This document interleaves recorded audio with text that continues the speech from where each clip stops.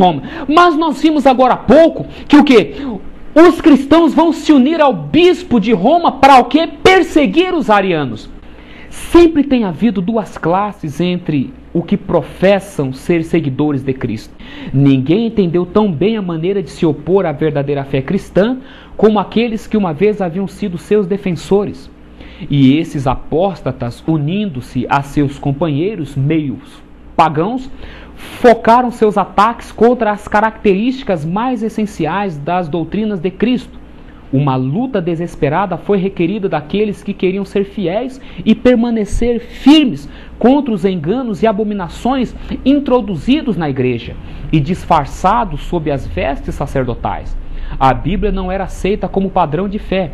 A doutrina da liberdade religiosa era considerada como heresia e seus defensores eram odiados e proscritos. Idem, capítulo 2. Então nós vemos aqui, mais uma vez sendo dito que duas classes divide-se agora a igreja de Deus.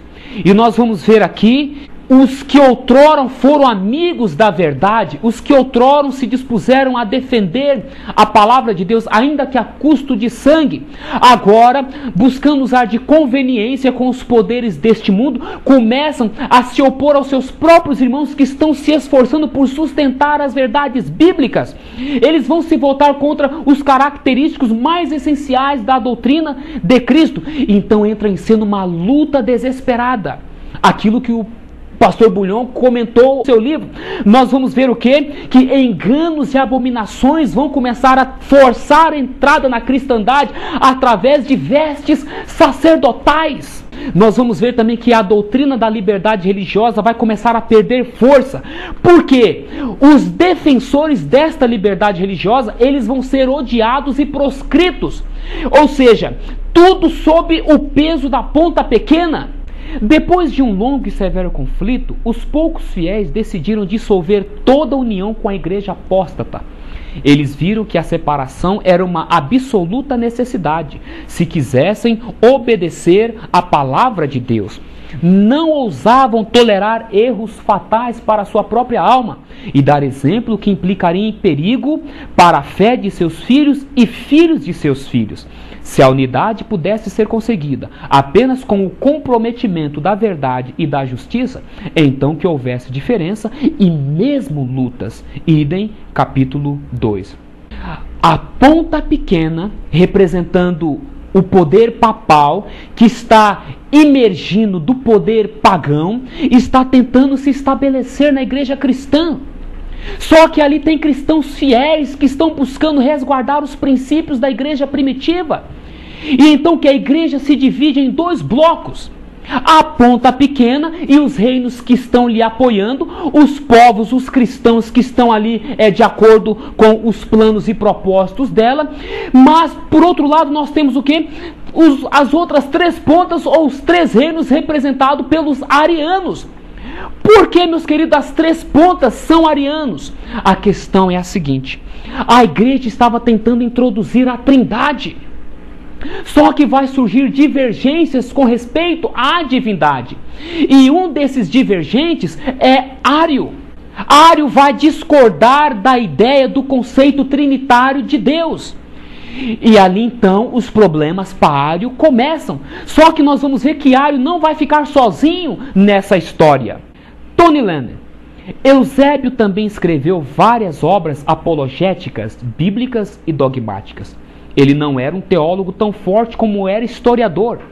Apoiou o herege Ário e foi temporariamente excomungado no concílio de Antioquia, no início de 325. No grande concílio de Nicéia, mais tarde naquele ano, teve a oportunidade para se reabilitar e foi o que fez. Mas este foi o preço de assinar o credo de Nicéia, o que podia fazer apenas com grande angústia e muita duplicidade. Pensamento Cristão, volume 1, página 40. Nós temos aqui um livro que é um dos best-sellers na Europa, de Tony Lennon, um erudito historiador da igreja.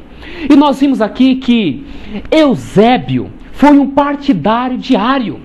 Eusébio era um bispo um homem de grande influência na igreja do século IV, e ficou do lado de Ario nessa controvérsia que surgiu ali envolvendo Alexandre e Atanásio. Só que o que acontece? A ponta pequena começou a forçar, porque ela agora começa a buscar apoio exterior, apoio dos poderes seculares. E quem era o imperador na época? Constantino. Os bispos, no afã, explicou a senhora Ellen White, os bispos, no afim de ganhar honras mundanas, vão envolver Constantino nesses assuntos religiosos. Constantino não tem compreensão de doutrina bíblica. Constantino, meus queridos, não tem visão ampla espiritual das coisas corretas de Deus, mas ele tem poder, ele tem autoridade.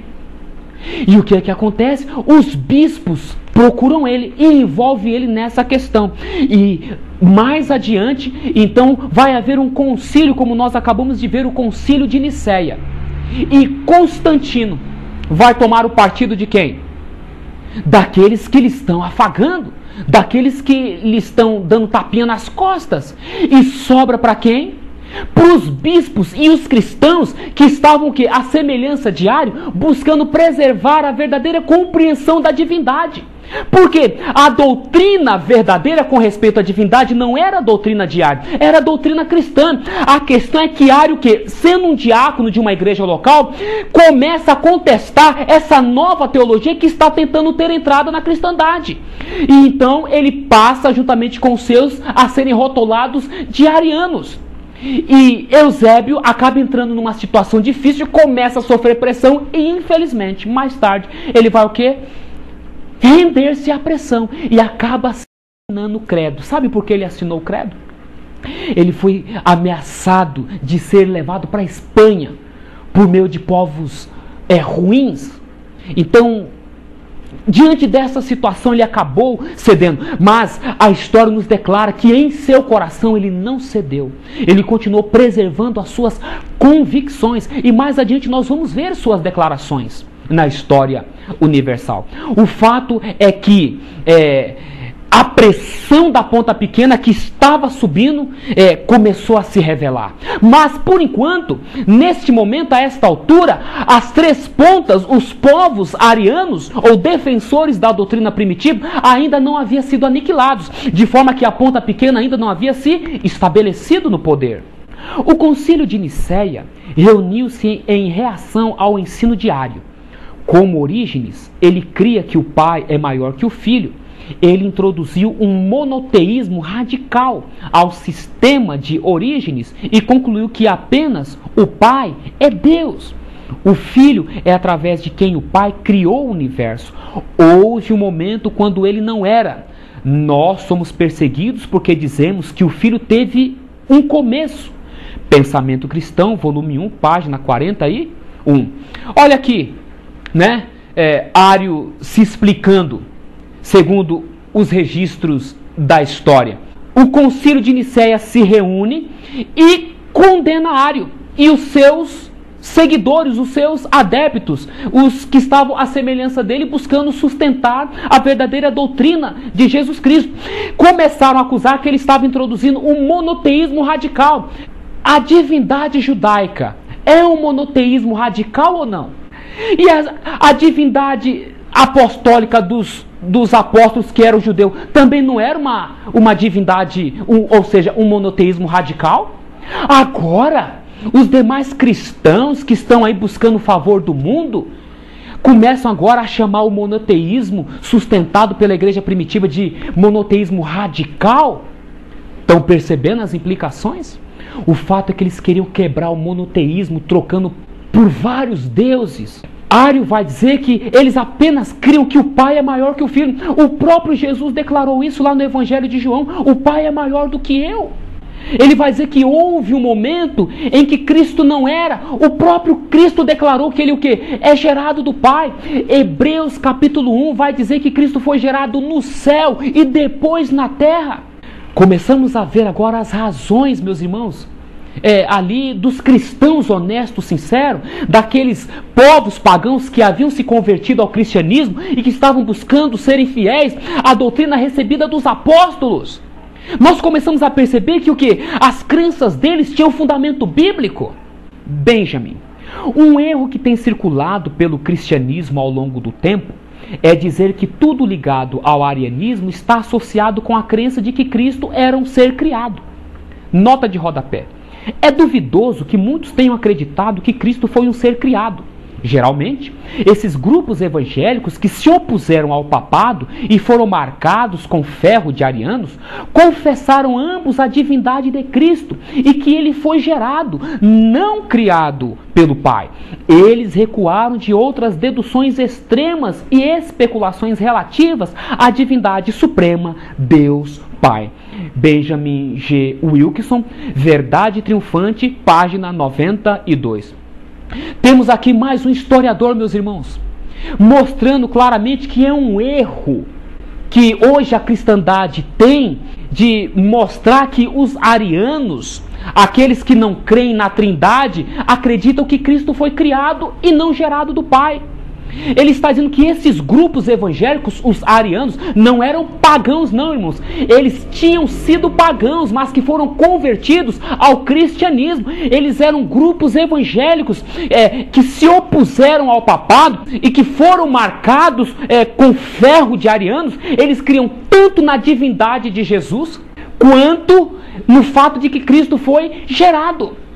Satanás foi quem inculcou na cabeça dos cristãos daquela época essa ideia errônea, a fim de achar um motivo para o quê? Para perseguir eles e eliminá-los da face da terra. Essa sempre foi a obra de Satanás, meus irmãos: enganar, perseguir, destruir. Nós passamos agora a ter uma compreensão à luz da história, em sua relação com a profecia, a verdade com respeito aos cristãos primitivos. Professor Sigbert: havia 10 chifres no animal terrível e espantoso, que era um dragão, mas que Daniel não reconhecera. Esses chifres representavam a continuidade do Império Romano, porém, não mais em forma de império, mas fragmentado. Seriam, por assim dizer, os cacos do império uma vez poderoso. Mas os chifres faziam parte do império, isto é, o que dele sobrou. Do corpo do dragão, portanto, fazendo parte dele, isto é, do que dele sobrou, saiu o 11º chifre, menor que os outros. Este chifre, embora pequeno, tornou-se mais poderoso que os demais e até arrancou 3 deles. Esse fato significa que 3 dos cacos que restaram do Império Romano foram destruídos. Esses 3 chifres foram os érulos, os vândalos e os ostrogodos, povos bárbaros, mas que já se haviam inserido no território do Império Romano, assim como os outros povos bárbaros, que se tornaram europeus. O pequeno chifre tem uma peculiaridade especial.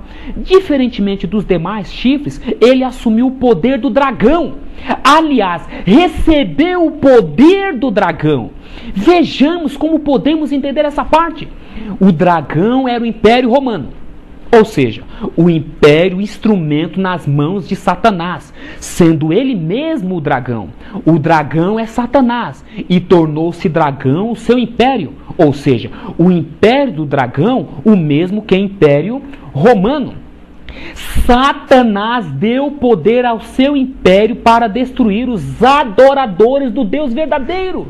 Aliás, tentou inclusive destruir o Filho de Deus. O pequeno chifre, diferentemente dos demais chifres, recebeu de Satanás o poder que este havia dado ao seu Império Romano, mas que Deus fragilizara e finalmente eliminara pela ação dos povos bárbaros. Então Satanás, na tentativa de continuar seu império, realizou todos os esforços para migrar para um outro sistema de dominação, o da igreja. Ele se empenhou em transformar a própria igreja de Cristo na igreja dele, e conseguiu, restando com Cristo apenas um pequeno remanescente, pequeno, mas fiel. Professor Siqueberto, lição 7 da Escola Sabatina do 4º trimestre de 2004. O que nós temos aqui? Uma declaração reveladora, confirmadora de tudo que nós estamos ouvindo através desta mensagem.